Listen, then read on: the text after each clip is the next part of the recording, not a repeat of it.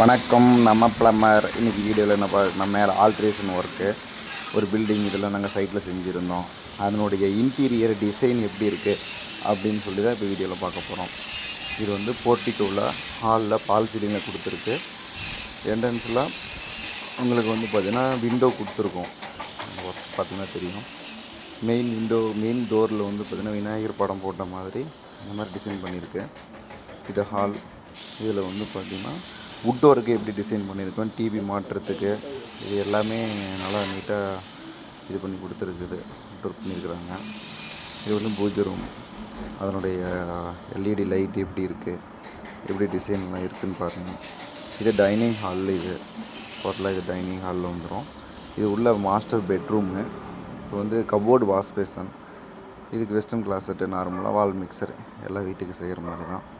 இது dining hall. Kitchen வந்து பார்த்தீங்கன்னா உங்களுக்கு 15க்கு 15 அந்த அளவில் இருக்குது. எஸ்எஸ்சில் கொடுத்துருக்கோம். மொத்தம் 3 டேப்பு. நல்லா வுட் ஒர்க் எல்லாமே வந்து திங்ஸ் எல்லாம் வச்சுக்கிற மாதிரி எல்லாம் வுட்டிலே பண்ணி கொடுத்துருக்குறோங்க. அதுக்கு பால் சீலிங்கு, ஸ்ட்ரிப் லைட்டு எல்லாம் வந்து ஸ்ட்ரிப் லைட்டு தான் அப்டேட்டு. இது வந்து பார்த்தீங்கன்னா மாஸ்டர் பெட்ரூமு. இதுக்கு கபோர்டு ஒர்க்கெலாம் இது பண்ணலை.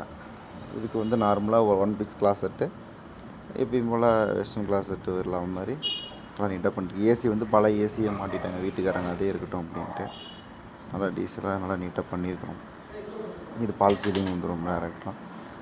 இது பெட்ரூம்க்குலாம் வந்து வுட் ஒர்க் அந்த இதுக்கு கபோர்டு மறைக்கிறதுக்கு பண்ணலை, வேணான்னு சொல்லிட்டாங்க. இது நார்மலாக வர மாதிரி ஒரு கிளாஸெட்டு, வாஷ் பேசன் எல்லாமே பண்ணியிருக்கிறோம். Outer line அடிச்சிருக்குது. அவுட்டர் லைனில் வந்து பார்த்திங்கன்னா நல்ல தண்ணி ஒன்று, உப்பு தண்ணி ஒன்று. டேங்க் வந்து இப்போ 2000 லிட்டரு வர மாதிரி கொடுத்துருக்கு. சோலார் லைன் வந்து ப்ரொவிஷன் பண்ணியிருக்கிறோம். ப்ரெஷர் மோட்டருக்கு வந்து பார்த்திங்கன்னா லைன் வந்து டேரெக்டாக கொடுத்துருக்கோம். ப்ரெஷர் மோட்டர் லைனுக்கு எல்லாமே சிபிவிசி பைப் தான் போட்டிருக்கு.